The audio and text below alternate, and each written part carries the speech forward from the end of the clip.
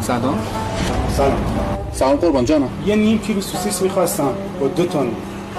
سوسیس چی بدم داداش؟ همین معمولی ها، هر چی که ارزون تر. بوچشم داداش. شام چیه بابا؟ سوسیس بابا. سوسیس مامان جون، سوسیس و نون و نوشابه خیلی هم خوشمزه است. دوباره سوسیس؟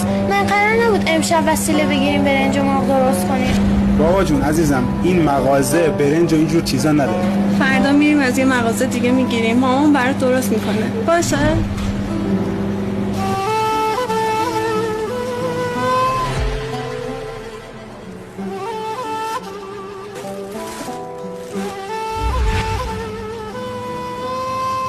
آقا این سوسیس و نون ما چقدر شد؟ رفیق گلم بابا، تو معلوم است کجایی؟ 2 ساعت پیش اومدی اینجا کلی خرید کردی، همه هم جا گذاشتی. من خودم واسطادم تا بیای، همه رو برات گذاشتم، برنجم که گفتی برات گذاشتم.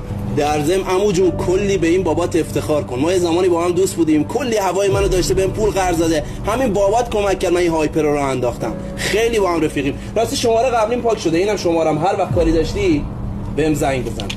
روز خوبی داشته باشید.